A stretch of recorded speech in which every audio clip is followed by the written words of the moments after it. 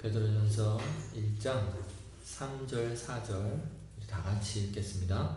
시작. 우리 주 예수 그리스도의 아버지 하나님을 찬송하리로다. 그의 많으신 긍휼대로 예수 그리스도를 죽은 자 가운데서 부활하게 하심으로 말미암아 우리를 거듭나게 하사 산 소망이 있게 하시며 썩지 않고 더럽지 않고 쇠하지 아니하는 유업을 있게 하시나니 곧 너희를 위하여 하늘에 간직하신 것이라. 아멘. 예수님이 부활하셨습니다. 2000년 전에 예루살렘 그 발보리 언덕에서 십자가에 달려 죽으신 후 사흘 만에 부활하셨습니다. 무덤이 비어 있었고 많은 사람들이 예수님의 그 시신을 찾으려고 했지만 찾을 수 없었어요. 부활하신 주님은 여인을 만나시고 또 제자들을 찾으셨습니다. 그들이 예수 그리스도를 만난 이후에 그 마가의 다락방에 모여 기도할 때 성령이 내렸고 비로소 교회가 태동됐습니다. 이 모든 사건이 그 예수님의 부활 이 사건 이후에 일어난 일들입니다. 부활 이후에 세상의 역사가 바뀌었죠. 수많은 사람들이 예수 그리스도를 주로 고백하고 하나님께 나오는 일들이 일어났어요. 우리도 그 중에 한 사람들이잖아요. 주님의 그 부활이 우리 가운데 새 생명을 얻게 하시는 주님의 복음이 되었습니다. 오늘 우리가 부활절을 맞이하면서 이 부활이 우리 가운데에서 직접적으로 어떤 관련이 있는지 좀 살펴보고자 해요.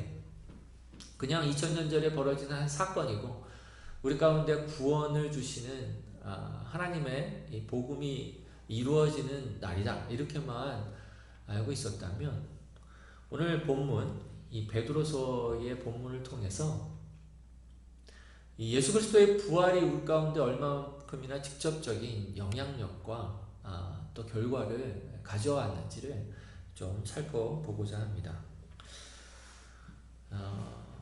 베드로서는 그 당시에 소아시아에 쓰여진 편지예요. 우리가 이제 잘 아는 터키 지역에 있는 여러 교회들에게 쓴 편지입니다. 1절에 보면 베드로가 편지를 쓰는 대상에 대해서 이야기를 하죠. 본도, 갈라디아, 갑바도기아, 비두니아 이 지역들이 다 이 소아시아, 지금의 터키 지역들을 이야기하고 있어요. 계시록에서 말하는 7교회 거의 다르지 않습니다. 이 아시아 지역에 있었던 교회들은 상당히 이방 민족들 한복판에 있었던 교회들이고 이방 종교들을 뚫고 성장하고 있었던 교회들이었어요. 베드로는 그들에게 편지하면서 그들을 뭐라고 얘기하냐면 1절에 예수 그리스도의 사도 베드로는 본도, 갈라디아, 갑바도기아, 아시아와 비두니아에 흩어진 나그네 곧 하나님 아버지의 미래하심을 따라 성령이 거룩하게 하심으로 순종함과 예수 그리스도의 피뿌림을 얻기 위하여 택하심을 받은 자들에게 편지하노니 하면서 흩어진 나그네에게 편지한다 이렇게 얘기하고 있는 겁니다. 우리가 나그네라고 얘기할 때 나그네는 어떤 사람입니까? 나그네는 머물 곳을 날마다 찾아야 하는 사람이 나그네입니다. 해가 저물면 머물 곳을 찾지 못하기 때문에 낮에 길을 지나다가 누군가 자기 집으로 초청해서 머물 곳을 제공해 주기만을 이렇게 기다려야 하는 사람이 나그네예요. 중동지방에는 그런 문화가 있죠. 지나가는 나그네들을 이렇게 초청해서 집에서 대접하고 머물도록 하게 하는 문화들이 있습니다. 하지만 나그네는 그것들에 대해서 보장할 수는 없어요. 그러니까 날마다 자기가 머물 곳을 이렇게 찾아야 하는 사람들이 나그네죠. 아침이 되면 떠나야 합니다. 근데 나그네는 여행객과는 달라서 어느 방향으로 나가는 사람이 아니에요. 그러니까 아침에 일어나서 어디로 가야 할지를 고민해야 하는 사람입니다. 발길 닿는 대로. 어떻게 보면 왼쪽인지 오른쪽인지 분별하지 못하면서도 오늘 어떤 사람을 만나고 어떤 일이 벌어질지를 알지 못하면서도 앞으로 나가야 되는 사람이 바로 나그네예요. 이 흩어져 있는 이 교회들을 향해서 나그네와 같다. 너희들은 나그네다. 이렇게 얘기하고 있는 거죠. 그들의 상태를 가늠해 볼 수가 있어요. 그들은 마치 인생에 있어서 정처 없이 떠도는 것 같은 느낌을 받고 있었던 사람들이에요. 지쳐 있었는지 모르겠습니다. 주님을 믿었던 그 믿음에 있어서 견고했던 그 견고함에 있어서 좀 흔들리는 상황이 있었을지 모르겠어요. 베드로는 그들에게 격려해 주기를 바랬어요. 베드로가 그들에게 격려해 줄 때 이 생각 저 생각이 떠올랐을지 모르겠습니다. 주님이 너희를 사랑하신다. 하나님이 너희와 함께 하신다. 너희는 하나님의 자녀야. 뭐 이런 얘기를 할 수도 있었겠지만 베드로는 그들에게 어떤 한 믿음을 불러일으키고 있어요. 어떤 믿음이 그들을 견고하게 할 것이라고 알았기 때문에 그랬죠. 그것이 어떤 믿음이냐면 예수께서 부활하셨다라는 거예요. 예수께서 부활하심으로 말미암아 너희들이 얻게 된 것이 있다. 이것이 이제 베드로가 그들을 위로하고자 나그네 같은 그들을 위로하고자 했던 거예요. 예수님께서 부활하심으로 얻게 된 것이 무엇인가가 이제 3절에 나오고 있는 거예요. 3, 4절에. 다시 한번 3절을 읽으면 우리 주 예수 그리스도의 아버지 하나님을 찬송하리로다.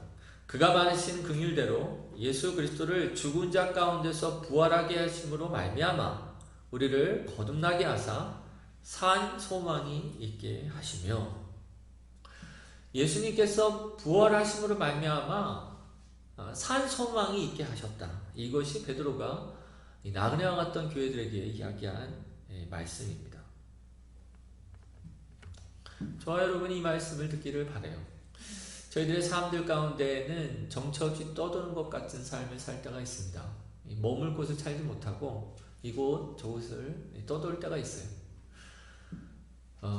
지금같이 어디에 기댈 곳이 없다라고 느껴질 때가 또 있었을까 하는 생각이 들어요. 세상이 교회에 대해서 이렇게 비아냥거리거나 조롱하는 것들 이게 너무 많습니다. 마음을 상하게 할 때가 많아요. 여러 가지 공격들이 많아요. 거기다가 또 진리에 대한 확신들을 잃어버려서 이곳저곳에 기울거리는 사람들도 참 많이 있습니다. 우리가 진리를 확신하고 확신한 믿음 가운데 있는 사람들이 많이 있을 때 서로 가운데 큰 격려가 되지 않습니까? 근데 좀처럼 그런 사람들을 찾기가 어려운 세상이 돼가고 있는 것 같아요. 그런데 오늘은 부활절입니다. 아멘. 주님의 부활이 우리 가운데 있다라는 것을 우리가 기억할 때 우리는 강제로나마 이 주님이 우리를 이끄시고자 하시는 어떤 영역 안으로 들어오게 하세요. 그게 바로 이 산 소망이에요. 산 소망. 이 소망, 이 부활 안에 있는 이 소망을 얻게 되는 이 시간들이 되기를 주의 이름으로 축원합니다. 이 산소망이라는 것을 오늘 좀 묵상해 보고자 합니다. 과연 산소망이 뭐냐? 이 살아있는 소망이 뭐냐? 우리가 한번 묵상해 보고자 합니다. 저는 산소망의 오늘 본문을 통해서 산소망의 의미를 두 가지로 보고자 해요. 첫째로 이 소망은 어떤 것을 얘기하냐면 우리 구원에 대한 약속을 얘기해요. 우리가 산 소망을 갖고 있다라고 얘기하면 뭘 갖고 있다라는 거냐면 우리의 구원에 대한 확신, 이 구원에 대한 약속을 갖고 있는 그것을 말한다 이렇게 얘기할 수 있겠습니다. 구원이 뭐냐 이렇게 얘기하면 구원은 당연하게 우리가 예수 그리스도를 믿을 때 우리의 죄의 싹이 다 지불되어지고 죄의 결과로부터 죄의 심판으로부터 우리를 건지신 것을 얘기합니다. 죄와 그의 영향력으로부터 우리를 건지신 것을 얘기해요. 그래서 우리가 구원받았다 이렇게 얘기할 때에는 죄가 주는 쓰라림, 고통들을 제거하시고 우리를 평강과 기쁨으로 인도하셨다 이렇게 얘기할 수 있습니다. 이제 하나님과 교제를 나누게 되었고 새 생명, 거듭난 삶을 살게 하셨어요. 이게 이제 구원입니다. 근데 베드로는 오늘 본문에 있어서 지금 누리는 구원에서 얘기하고 있는 것 같지 않아요. 여기서 말하는 구원은 약속된 구원, 미래의 구원을 얘기합니다. 5절을 보면 구원을 어떻게 설명하냐면 너희는 말세에 나타내기로 예비하신 구원을 얻기 위하여 이렇게 얘기하면서 베드로가 바라보기를 바랬던 구원은 뭐냐면 앞으로 얻게 될 구원, 이것에 대해서 얘기하고 있는 거예요. 약속된 구원을 얘기하고 있는 겁니다. 미래의 구원을 얘기하고 있는 거예요. 우리가 지금 죄와 죄의 영향력으로부터 구원받은 것, 이것이 구원이기도 하지만 사실은 우리의 구원의 완전한 결과는 미래에 있는 겁니다. 우리는 구원받았습니다. 아멘? 하지만 또 구원받을 거예요. 그래서 우리의 구원이 지금 받은 것은 사실 앞으로 받을 것의 한 부분에 지나지 않고 앞으로 받을 구원이 아직 우리 가운데 남아있다는 것을 기억할 필요가 있어요. 앞으로 받아야 될 구원이 뭐예요? 뭐로부터 구원받습니까? 죽음, 심판으로부터의 구원을 얘기하는 거예요. 영원한 죽음으로부터 구원받을 것을 얘기하고 있는 겁니다. 우리가 이것을 어떻게 확신해요? 예수님의 부활을 통해서 확신하는 거예요. 예수님이 죽음 거기서 머무르지 않으셨고 다시 사셨다라는 것이 우리에게도 우리 인생이 끝나지 않고 죽음으로 끝나지 않고 부활하게 될 것이다라는 것으로 믿게 되는 겁니다. 예수님은 죽은 자의 부활의 첫 열매가 되셨습니다. 골로새서 1장 18절에 보면 죽은 자들 가운데 먼저 나신 이라고 얘기해요. 예수님은 먼저 부활하셨어요. 첫 열매가 되셨다. 이렇게 얘기할 때 뭘 얘기하냐면 두 번째, 세 번째, 네 번째, 일억 번째 열매가 있다는 것을 얘기하고 먼저 나신 이가 있다면 나중날 이들이 있다는 것을 얘기하고 있는 거예요. 그렇기 때문에 예수님은 우리에게 이 부활의 소망을 주시기 위하여 부활하셨습니다. 죽음을 이기신 것을 증거하셨어요. 예수님께서 부활하심을 말미암아 자기가 하나님의 아들이신 것을 선포하셨다. 이렇게 로마서 1장에서 얘기하십니다. 예수님은 부활하기 전에도 하나님의 아들이셨습니다. 아멘? 예수님은 부활하기 전에도 왕이었어요. 통치자였습니다. 만물을 주관하시는 주권자였어요. 근데 부활하심으로 선포하신 거예요. 자기가 왕이신 것을, 자기가 하나님의 아들이신 것을 만방 가운데 선포하신 겁니다. 우리는 예수님의 부활을 통해 예수 그리스도가 갖고 있는 그 영광을 보고 또 예수님의 부활을 통해 이 영광이 이제 우리에게도 나타날 것을 바라보게 하시는 겁니다. 죽음이다 라고 얘기할 때 인생에 있어서 죽음은 세상의 절망 중에서 가장 큰 절망이라고 얘기할 수 있습니다. 세상에 아무리 절망이 있다고 해도요, 뭐 인생에서의 사업의 실패라든지 뭐 결혼이 깨어지거나 아니면 뭐 크게 다쳐서 불구가 되거나 이런 모든 일들 보다도 죽음처럼 희망을 잃어가는 것이 없습니다. 만약에 죽음이 우리 가운데 없다면 인간은 끊임없이 어떤 소망을 가질지 몰라요. 병에 걸려도 만약에 안 죽는다 그러면 우리 아이들이 늘 얘기하는 몇백 년 후에는 치료하는 로봇가 나와서 그것을 치료할지 모른다라는 어떤 소망, 이걸 가질지 모르겠습니다. 지금은 내가 사업에 실패해도 죽지만 않으면 계속 노력해서 성공에 이룰 수 있다, 이렇게 얘기할지 모르겠어요. 근데 죽음은 여지가 없어요. 죽음은 끝이에요. 소망이라는 게 그 다음에 없습니다. 그래서 세상 사람들은 죽음을 제일 두려워하는 거예요. 어떠한 절망보다도 가장 큰 것이 이 죽음이라는 절망입니다. 아무리 소망을 많이 갖는 사람이라고 해도 어떤 사람이 죽는 걸 보면 그 소망을 멈추게 되어 있습니다. 근데 부활을 믿는 자들 가운데는 소망이 끊이지 않는 거예요. 부활을 믿는 자들 가운데는 절망하는 것에 있어서 드디어 소망을 갖는 일들이 있게 되는 겁니다. 예수님의 부활처럼 우리가 다시 살아날 것을 믿게 된다면 우리의 소망은 끊어지지 않게 되는 겁니다. 요한복음 11장 25절 26절에 보면 예수께서 이르시되 나는 부활이요 생명이니 나를 믿는 자는 죽어도 살겠고 무릇 살아서 나를 믿는 자는 영원히 죽지 아니하리니 이것을 내가 믿느냐?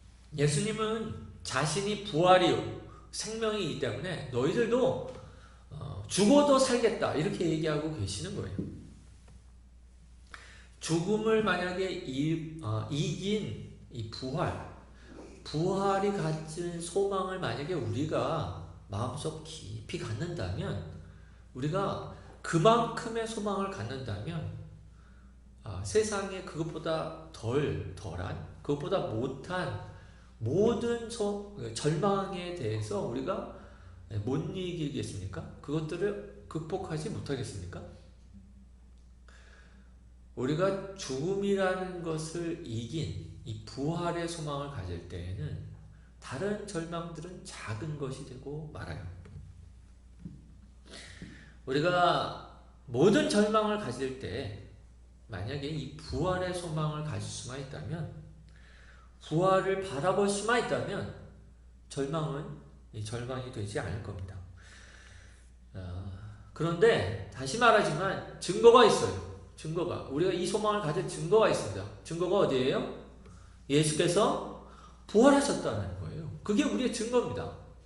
그렇기 때문에 우리가 예수 그리스도의 부활을 바라볼 때 우리 마음 가운데는 커다란 소망을 갖게 됩니다. 기독교가 여러 가지 공격들을 받고 어려움들을 받지만 지금까지 이 부활의 소망을 가졌기 때문에 쓰러지지 않고 넘어지지 않고 무너지지 않고 다시금 일어나서 주님의 그 복음을 선포했던 거 아닙니까?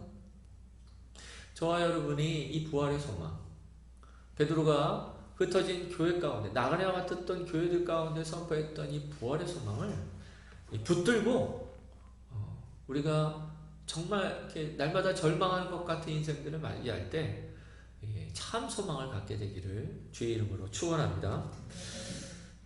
두 번째로, 예수님의 부활로 말미암아 우리가 산 소망을 갖게 된 것은 우리가 거할 곳을 얻게 된다라는 약속 때문에 그래요. 4절을 다 같이 보면 썩지 않고 더럽지 않고 쇠하지 아니하는 유업을 있게 하신다, 이렇게 얘기해요. 예수님의 부활로 말미암아, 부활하게 하심으로 말미암아 썩지 않고 더럽지 않고 쇠하지 아니하는 유업을 있게 하신다. 곧 이것은 너희를 위하여 하늘에 간직하신 것이다, 이렇게 얘기하고 있습니다. 베드로는 예수님의 부활 사건 때문에 보게 될 것이 있다. 우리 가운데 약속된 것이 있는데 그게 뭐냐면 하나님 나라라는 거예요. 하나님 나라라는 거예요. 약속된 하나님 나라가 있다라는 거예요. 나그네가 간절히 바라는 것, 나그네가 궁극적으로 바라는 것이 뭘까요? 결국은 이제 거할 것이에요. 거처예요, 거처. 이제는 더 이상 이렇게 방랑하지 않을 곳, 이제 머물 곳을 구하게 되는 것이 나그네의 궁극적 소망 아닙니까? 그런데 주님께서 이 나그네들에게, 나그네 같은 교회들에게 너희의 거처가 있다. 그것이 부활로 말미암아 약속되었다. 이렇게 얘기하고 있습니다. 우리는 세상 가운데서 나그네로 살아가지만 예수님도 나그네로 살아갔죠. 예수님이 이 땅 가운데 사실 때 마태복음 8장 20절에 보면 예수께서 이르시되 여우도 굴이 있고 공중에 새도 거처가 있으되 인자는 머리 둘 곳이 없다 하시더라. 예수님은 나그네로 사셨어요. 많은 믿음의 사람들도 그렇게 살았습니다. 히브리서 11장 13절에 보면 이 사람들은 다 믿음에 따라 죽었으며 약속을 받지 못하였으되 그것들을 멀리서 보고 환영하며 또 땅에서는 외국인과 나그네임을 증언하였으니 이렇게 얘기합니다. 이 나그네와 같은 하나님의 백성들 가운데 주님께서는 부활로 말미암아 거처를, 처소를 약속하신 겁니다. 예수님이 요한복음 14장에 이렇게 얘기하세요. 이 나그네 같은 인생들 가운데 이렇게 얘기하십니다. 너희는 마음에 근심하지 말라. 하나님을 믿으니 또 나를 믿으라. 내 아버지 집에 거할 곳이 많도다. 그렇지 않으면 너희에게 일렀으리라. 내가 너희를 위하여 거처를 예비하러 가노니 가서 너희를 위하여 거처를 예비하면 내가 다시 와서 너희를 내게로 영접하여 나 있는 곳에 너희도 있게 하리라. 주님께서 잠시 잠깐이면 이 땅 가운데 오셔서 우리를 거처로, 하나님의 영원한 처소로 우리를 인도하실 거예요. 시편 90편에서도 모세가 이렇게 얘기합니다. 주여 주는 대대에 우리의 거처가 되셨나이다. 영원부터 영원까지 우리의 거처는 땅이 아니라 하나님 나라에 있다라는 것을 나그네들이 보게 된 거예요. 하나님이 우리의 거처가 되세요. 하나님이 우리의 영원한 처소가 되십니다. 우리가 지금은 정처 없이 떠도는 것 같지만 그날에는 우리의 머물 곳이 있어요.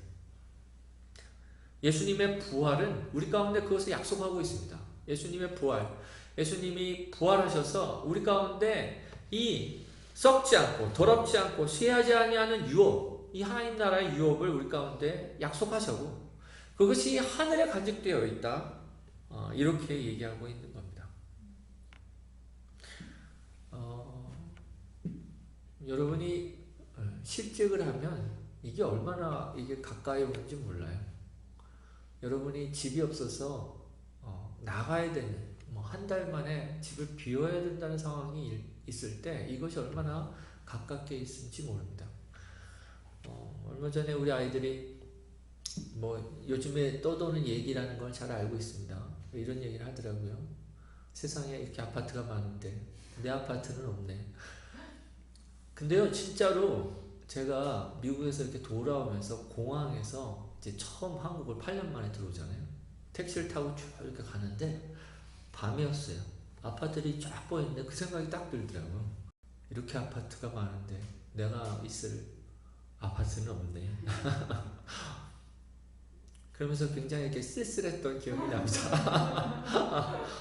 자기가 머물 곳이 없다라는 것, 앞으로 어떻게 될지 모른다는 것처럼 이렇게 굉장히 뭐랄까요?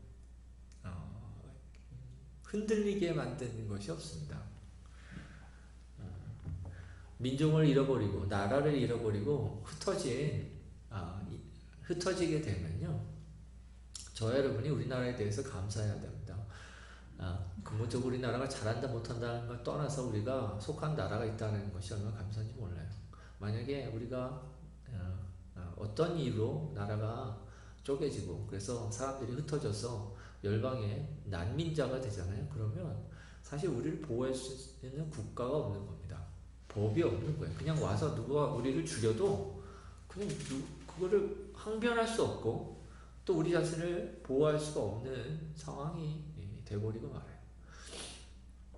거처없다는 건 뭐 말할 수 없이 흔들리는 상황이에요. 그런데 이 부활을 믿는 자들 가운데는 약속된 게 있습니다. 아멘. 거처가 있어요. 하늘에 거처가 있습니다.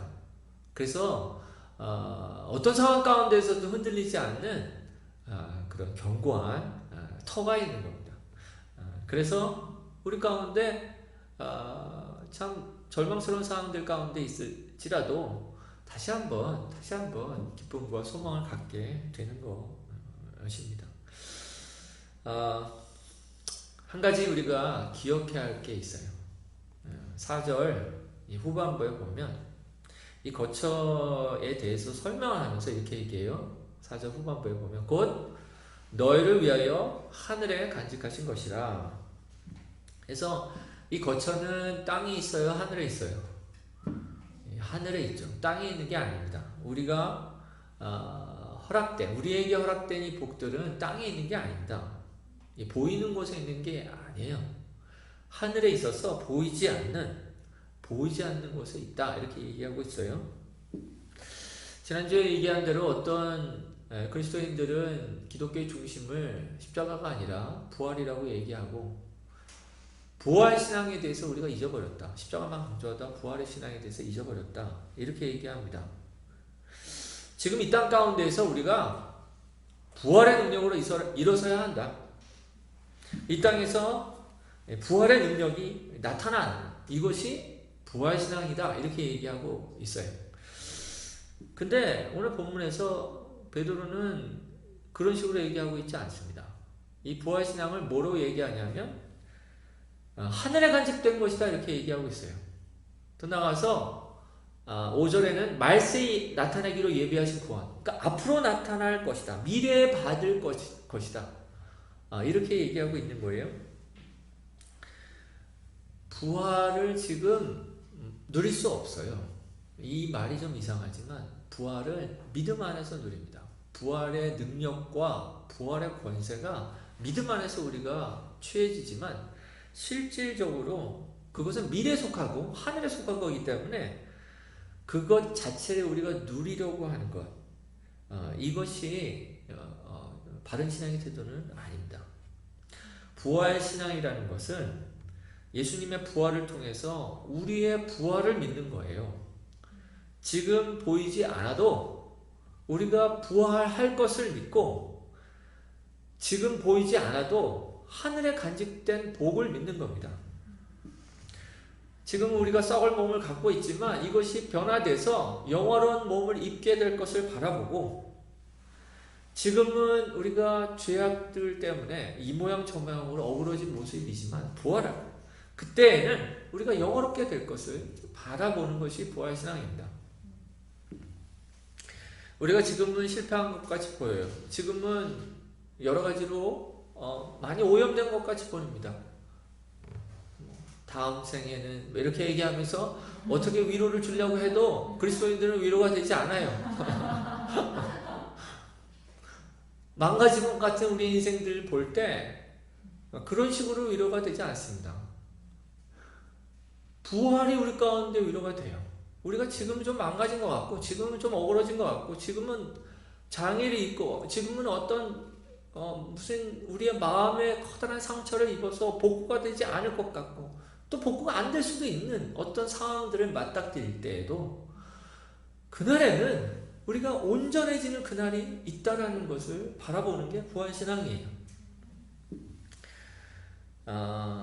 이 믿음을 지키는 것, 이 믿음을 지키는 것이 우리 가운데 굉장히 다른 삶의 태도를 갖게 됩니다. 우리가 조금 망가지는 거 좀 복구되면 될 수도 있어요. 뭐 트라우마 뭐 이렇게 얘기하는데 그거 복구가 돼도 괜찮고 안 돼도 괜찮아요. 되면 뭐 좋을 수도 있겠지만 그닥 그렇게 많이 회복되려고 하지 않습니다. 구차하게 그것들 때문에 막 이렇게 마음을 쏟으려고 하지 않아요. 하나님께서 그럼에도 불구하고 우리를 사용하세요. 아멘. 하나님은 그걸 사용하지 못하실 분이 아닙니다. 우리가 온전히 해야지만 하나님이 역사하신다 이런 거 아닙니다. 우리를 깨뜨리시고 또 약하게 하셔서 하나님은 영광을 받으세요. 이렇게 연약했는데 이렇게 부족한데 하나님은 자신의 능력을 나타내심으로 영광을 받으시는 분이 있습니다. 그러니까 우리 인생 가운데서 구차하게 어떤 것들이 회복되지 않아서 하나님께 영광을 돌리지 못한다 이렇게 생각한다거나 구차하게 인생 가운데서 붙들려 있어서 이것 아니면 나는 안 된다 이렇게 살아가는 것은 부활신앙을 갖고 있는 게 아닙니다. 주님께서 역사하셔서 우리 인생 가운데 나타나시는 선한 일, 성공적인 일, 아름다운 일 좋죠. 하지만 그것이 곧 부활신앙, 그것이 우리가 승리하는 것이 부활신앙이라고 믿는 건 부활의 의미를 잘 모르는 겁니다. 하나님이 우리 가운데 참된 부활을 허락하셔서 영광을 받으실 것을 잘 모르는 거예요. 원래 우리가 이제 산 소망이 있게 하신다 이렇게 얘기하잖아요. 소망이라는 게 뭐예요? 소망이라는 게 보이면 잡히면 어떻게 그게 소망입니까? 우리가 이렇게 누리면 그게 소망이에요. 소망은 원래 안 잡혀요. 누려지지 않습니다. 바울이 아주 분명하게 얘기해요. 로마서 8장 24절에 보면 우리가 소망으로 구원을 얻었음에 보이는 소망이 아니니 보는 것을 누가 바라리요? 아니 그걸 보일 수가 있다면 눈에 이렇게 실체로 보일 수가 있다면 그걸 누가 바란다고 얘기하겠느냐 이렇게 얘기하고 있지 않습니까? 그러니까 그리스도인들이 소망을 붙잡을 때는 정말 근거가 없어요. 세상 사람들이 보기에 예수님이 부활하셨다 그러는데 그게 안 믿겨지는 세상 사람들 가운데는 근거가 없어. 그래서 그리스도인들이 소망을 갖는 것들을 이해할 수가 없습니다. 하지만 우리는 아무것도 안 보이는데 소망을 가져요. 왜요? 예수께서 부활하셨어요. 예수께서 부활하셨습니다. 죽음이라는 이 마지막 가장 큰 절망을 이기시고 부활하셨어요. 그래서 우리는 인생 가운데서 모든 절망에도 불구하고 소망을 갖습니다. 우리를 위해 죽으시고 부활하신 예수 그리스도를 바라볼 때마다 우리는 소망을 가져요. 지치고 정처 없이 나그네처럼 살아가는 우리 가운데에서도 우리가 소망을 갖는 겁니다. 그리고 우리는 우리의 미래가 구원의 결국이 가까이 오고 있다. 이것을 우리가 바라봅니다. 그 구원, 그 최종적 구원, 우리가 받게 될 구원은 예수님의 부활처럼 우리도 부활할 거라는 이 믿음입니다. 그래서 우리가 부활절을 맞이하면서 주님의 부활을 바라보고 베드로의 권변처럼 산 소망을 갖게 되는 저와 여러분 되기를 주의 이름으로 축원합니다. 이 소망이 낙담되어지고 어려울 때가 있어요. 반복되는 여러 가지 일들 가운데 우리가 치이다 보면 이 소망을 잃어버릴 때가 있습니다. 낙심될 때가 얼마나 많은지 몰라요. 근데 우리가 복음 안에서 특별히 예수 그리스도의 부활 안에서 그것들을 이렇게 뚫어지게 쳐다보다 보면 주님이 우리 가운데 소망을 주실 겁니다. 저와 여러분에게 소망을 주실 거예요.